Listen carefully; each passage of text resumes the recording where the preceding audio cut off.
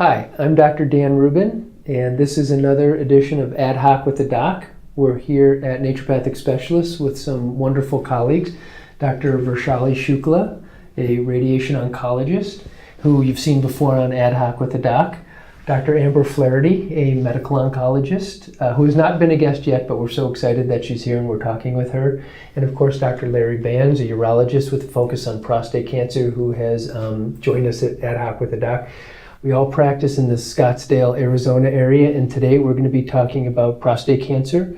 We're going to be talking about some new trends, or rather some new treatments, some new diagnostic methods, and if we're lucky, we'll get into dispelling some myths that may be out there which patients come in with. So, Dr. Flaherty, thanks for being here. I'd love to ask you a question about some of the newer treatments that are out there in the medical oncology world for people with prostate cancer. Well, thanks for having me. And usually we treated men in the past with prostate cancer with just Lupron alone or some kind of hormone blockade. And in the last couple of years, we've realized that if we move some of the treatments that we used later in the disease process up front, that seems to give patients a longer time without worsening tumors and symptoms. And then that also translated into more survival data as far as patients were living longer. So let me ask you a question about that then. So if you were using certain treatments later on usually means maybe after something didn't work at first, or was it as disease was progressing when people may be getting sicker, maybe not as vital? Using some of those treatments up front, are you seeing that they're tolerating them better? Correct. So usually it was, one treatment, they'd progress as far as getting new tumors or their PSA was going up, then another treatment, and you're right, those patients would be very sick by that time. And now that we're using the treatments in an earlier stage, the patients are doing better longer, and we can basically get them through more therapy if needed. So and getting worse, there's PSA going up and also tumors growing. Got it. And so with those newer treatments, can they stay on those treatments longer? And then another question would be do those treatments interface with, say, radiation therapy? And can they, now that you're using some of those medical treatments up front, do they complement radiation therapy differently than they may have had in the past? And that may be a question for both Dr. Shukla and yourself. Yeah, we're finding that a lot of the treatments can go very well together, and they don't increase toxicity, which is the biggest concern for our patients and doctors, is we don't want them to have more side effects. And a lot of patients think, well, more treatment's surely going to give me more side effects, but I haven't seen that really. And the type of radiation that we're using nowadays, stereotactic radiation. Yeah, what does that mean? What is stereotactic? So stereotactic radiation is a very precise type of radiation. So we use image guidance. Okay. Sometimes we have implanted fiducials inside, and so we can see. Hang on, an implanted fiducial? Yeah. So that means you're putting a marker inside the lesion. The lesion. So you can see it on an image, which guides your treatment. Exactly. And so that's the newer type of stereotactic. Well, so that's the concept of stereotactic. So you can see the tumor while we're treating it, and because we can see it and we're so precise, we can give a very high dose in a few fractions. So stereotactic is usually 1 to 5 fractions. Well, that's fantastic. Exactly. So that lessens the amount of time that they need to take time out of their day and come to the treatment center. And it sounds like if you're more precise and you see it on the picture, you're, especially around critical areas, then you're lessening the side effects of the radiation or but I know this may be more lay terminology, but the beams kind of come in and then they have to go out of the body. Right. So when they go out, I know they go out in a precise manner, but that's where some side effects can happen, right? Right, exactly. But then there's also newer things that we have to prevent those as well. Like what? We have something called a SpaceOAR. So there's something we always worry about in the prostate is the rectum, because the rectum is adjacent to the prostate. So what we can do is insert this gel that separates the space between the prostate and the rectum. Is that by an injection? It's by an injection. Okay. And that decreases the amount of radiation to the it's like rectum. A protective barrier. Yeah, it decreases the rectum. Wow. It decreases radiation to the bladder, and the nerves, and so it's the erectile dysfunction is maybe like 10% now with radiation using SpaceOAR. Dr. Bands, with some of the newer technologies that Dr. Shukla was discussing, are you seeing less people that you consult with moving towards surgery and maybe opting more for primary radiation therapy for their prostate cancer? I think it's changing. I think the data on 10, 15, 20-year outcomes has become more comparable with radiation outcomes as opposed to surgical outcomes.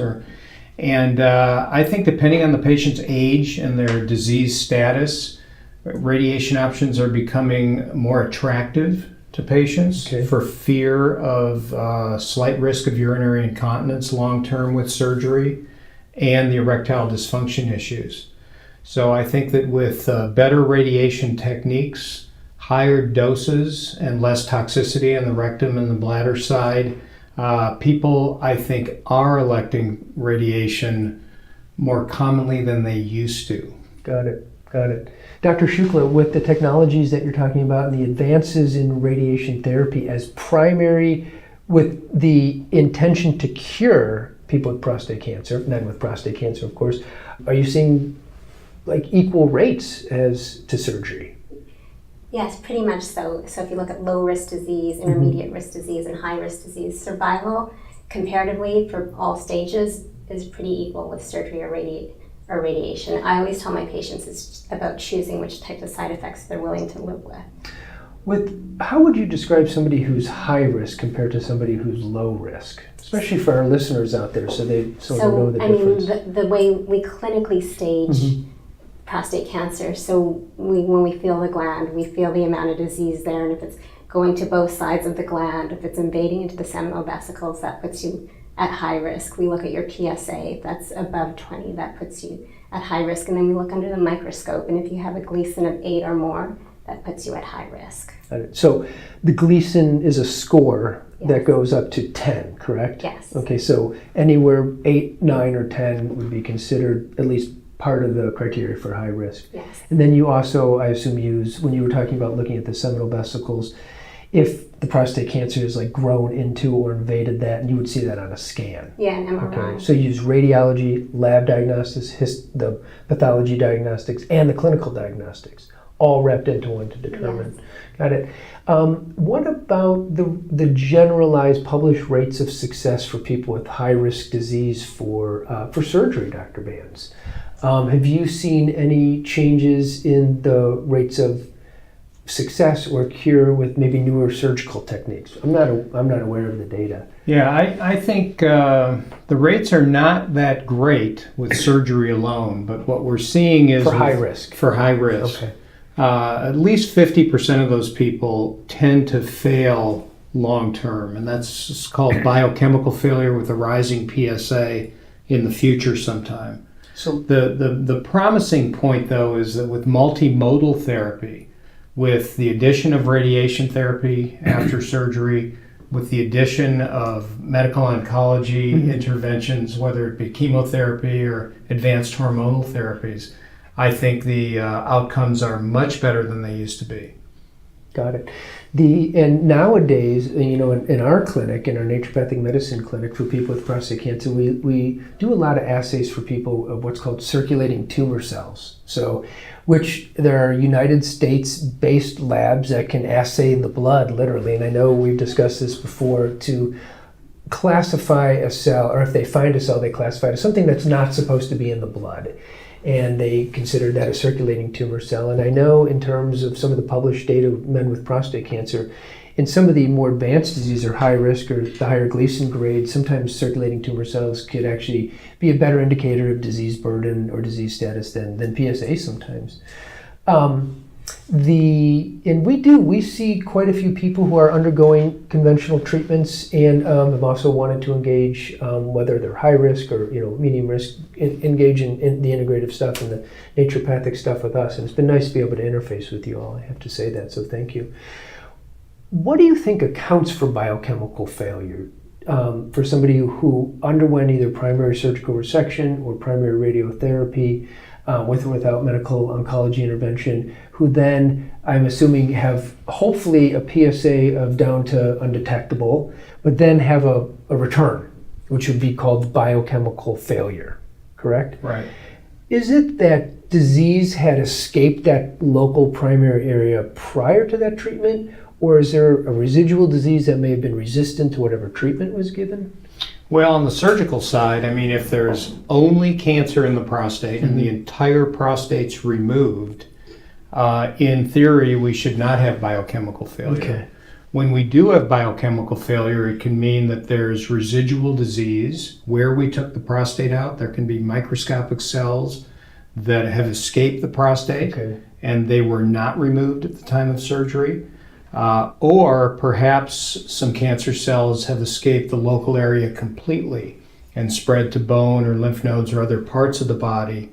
And sometimes we don't detect that for months or years, sometimes even decades later when the PSA starts to rise. Got it. So the PSA can rise decades later. It can. It's not necessarily very quickly or within the first year following treatment, which I would assume, Dr. Flaherty, they start to be referred to you at that time. Or do you see people earlier than that? Generally speaking, it's in that setting where they've gone through primary treatment, whether it was surgery, radiation, or they've been on Lupron, and then it's sometimes months to years that I see them after a rising PSA. A new set of scans may or may not show tumors, but we have medication to use in any case. So in that space, if the PSA is rising, but their scans are negative or normal still, a lot of times we didn't know what to do with those men in the past. You know, we knew something was going to happen at some point, but we didn't have anything really or any action to take. And nowadays we do have more therapies that we're using at that space. Or if a man has a tumor that's gone, to a bone or wherever, we do use a lot more, like I said, upfront treatment at that time too. Got it. And so it sounds like you have more to offer your patients at different parts or different stages of their journey in the prostate cancer continuum. Absolutely. In the last 3 years, so much has happened in prostate cancer for treatment of stage 4 metastatic disease. Yes, and it's great because it used to, like I said, be Lupron, chemo, and that was it. Now we are doing more upfront and we have more therapies to offer. We're doing genetic testing for men that have disease that has spread. And that guides your treatment options for them too? It does two things. It guides treatment because we know that a lot of prostate cancer grows or misbehaves by using DNA mismatch repair. And what exactly is it? Well, actually, keep going, then we'll talk about DNA mismatch. So that is something that we don't have great targets for now as far as treatment goes, but in the future we will have approved therapies for that. It's on the horizon. Yes, in clinical trials. And then the second thing that genetic testing does is it basically tells men if they have any familial cancer syndromes that they may not have been aware of. BRCA mutations are associated with most commonly breast cancer and ovarian cancer, but prostate cancer is amongst those genetic mutations. So I've had men who've been tested, they have a BRCA mutation, and then their siblings and then their children are tested as well. So are these people who are tested because they may be at risk or they've already been diagnosed? Or what do you see kind of on the horizon? So the guidelines say that any man with stage 4 prostate cancer should be seeing a genetic counselor. And that was within the last year that our guidelines changed, just because they're kind of seeing the new therapies come on the horizon and because of the awareness of the genes for prostate cancer. Well, Dr. Bands, that would be a question for you then about BRCA testing. Are you seeing any data or any patients that are consulting with you saying, I've been tested, or my father has it and I've been tested, and they're looking at prophylactic prostatectomy or having their prostate taken out before it's been deemed cancerous? And maybe a second part of that question is, if they're having prophylactic prostate removals on pathological examination, are they finding occult cancers? Yeah, well, I'll answer the last question first. It's very difficult to justify removing a prostate prophylactically just because of the potential side effects and risks. Are we not there yet? Do you think that may be on the horizon? I don't think so. I don't think so. And, until recently, very few men were tested for BRCA. I have one physician in town who, because of a strong family history of ovarian and breast cancer, he checked himself and he was positive. And that does increase his risk of certain cancers, including prostate cancer. So we have stepped up his screening to 6 months rather than annual. But I think the people that I'm looking to test are the people with the really high-grade aggressive cancers and or a family history that really goes along with it. Good, thank you for that, because I was about to ask, does BRCA seem associated with a certain risk of disease or certain Gleason grade that you've seen in the literature? I don't think so. I don't think they've teased that part out yet, because we're just now testing a lot of the men. So we just probably don't have enough of the data yet. I wouldn't be surprised, because the BRCA tends to be more triple negative aggressive breast cancer, and but we'll see over time as we test more men, I think. Excellent. Well, let's talk about integrative oncology too. As a medical oncologist, are you seeing an increase in the number of people who are changing diet or asking about fitness or taking supplements, or maybe asking you for a referral or seeing naturopathic physicians or naturopathic oncologists? Is that in your practice?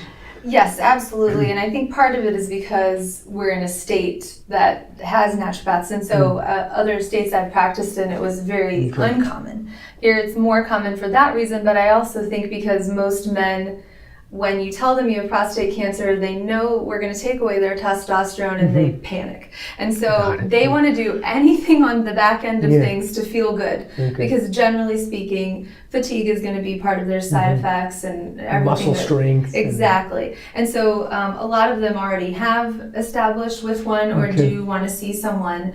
And I'm very open to that, because generally speaking, none of the treatments kind of negatively affect each other. And if a patient is, helping manage side effects and feeling better on treatment, they're going to do better. So I'm open to that. We see actually quite a few people who have maybe the lower risk, lower Gleason grade, are an observation, and we've done some dietary manipulation with them in the past. And one trend that we've found, which has been interesting, is it's always kind of been our knee-jerk reaction, I'd say, for at least the last decade, to say, all right, vegan plus a fish add back. High plant-based diet with marine lipids, which are anti-inflammatory, removing, things that are, potentially inflaming the person, making sure they're on a fitness program, making sure that their body fat percentage is, where it should be and, not too high, and especially their visceral fat, checking their blood sugars, making them, more fit and healthy, and that reduces inflammation, because a big component of prostate cancer is inflammation.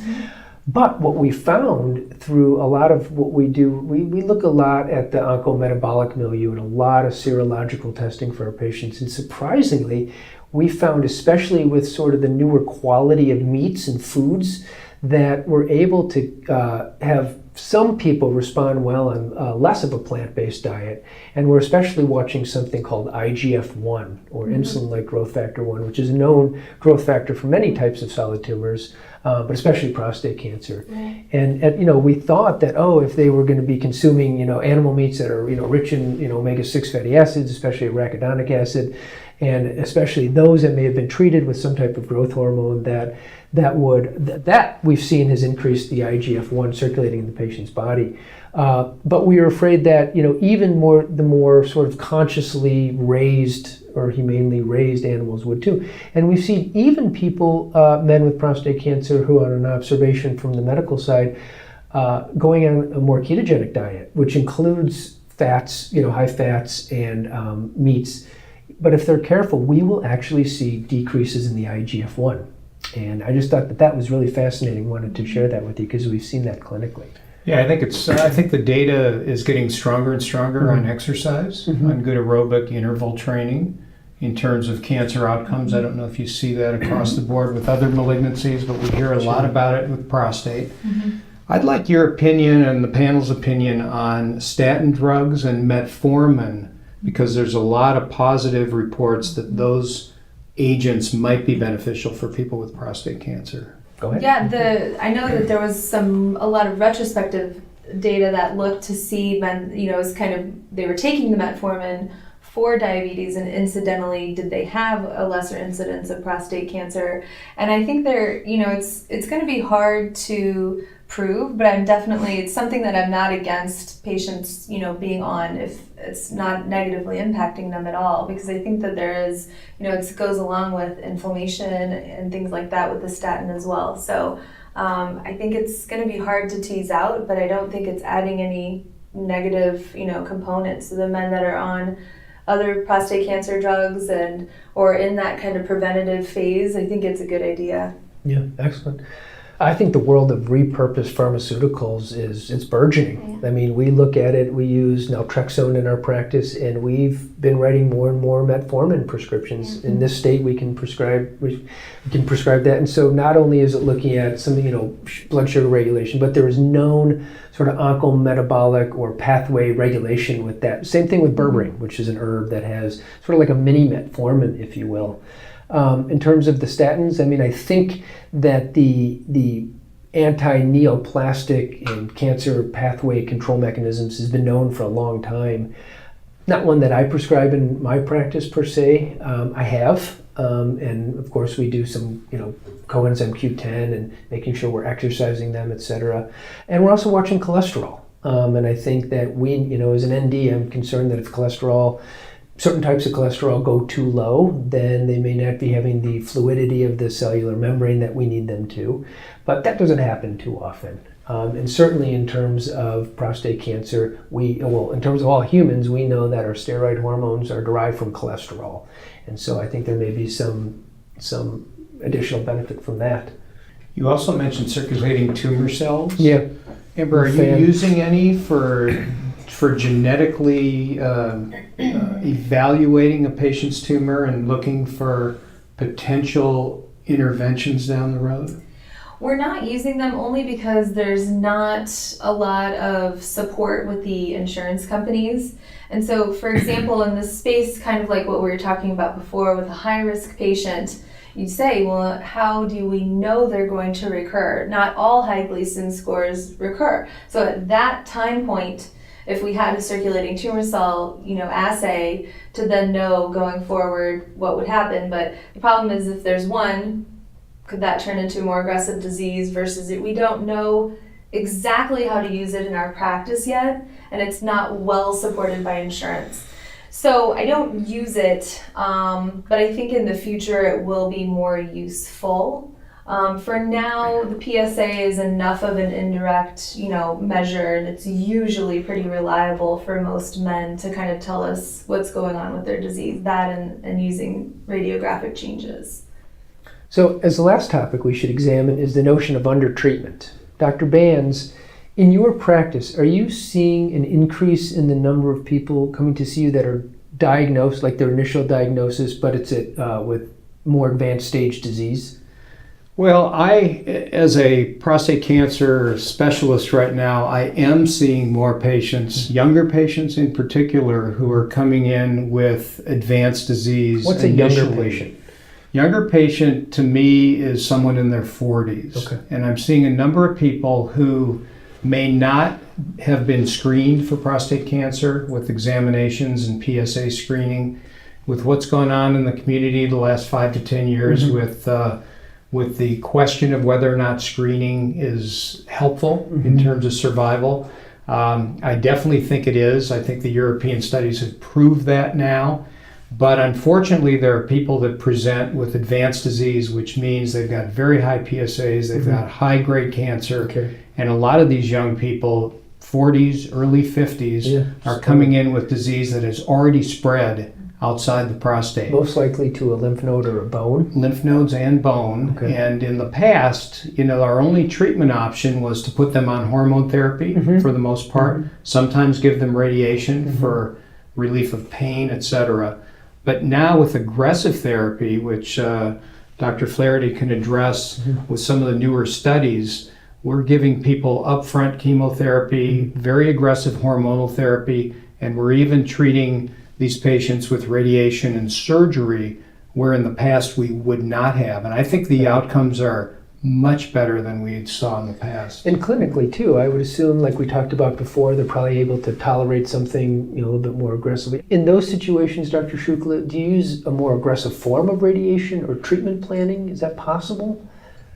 Or newer techniques? I know you talked about some of the blocking agents that allow you to give you a higher fraction. So we treat more comprehensively. So we treat the entire pelvis as well as the prostate. But the doses that I'm treating, we've maxed out on what we can give at that point to that area. And so that's why I give what I give in a high-risk prostate. What does it mean to treat the entire pelvis?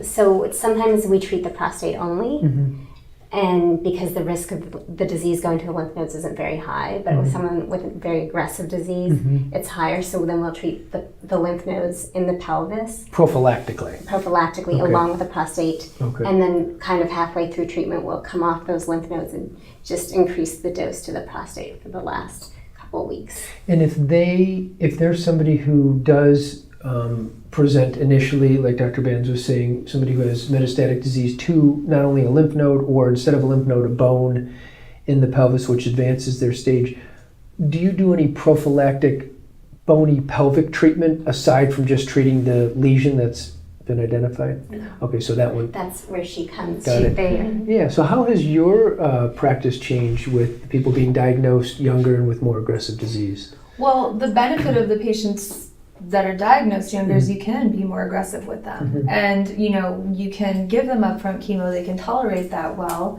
along with Lupron, and they handle side effects beautifully. We had a patient that did treatment while he was working and went on to have a prostatectomy, and he was now in his early 50s and is doing really well. And that changes his life expectancy dramatically, probably on the order of years. So Excellent. The younger the patients are when they're diagnosed, even though that's an aggressive form of disease, they can handle more aggressive treatment up front. Excellent. And I see sort of the younger people seem to be more aware of their body composition, health benefits. Maybe they've already changed their diet. They're generally, I see, at least in my practice, they're living a healthier lifestyle. And maybe that might contribute to some of the successes as well. Exactly. It's all about awareness. Well, thank you, everybody, for joining Ad Hoc with the Doc. I really appreciate it. This has been a great learning experience for all of us and me. Thank you. Thank you. Thank you.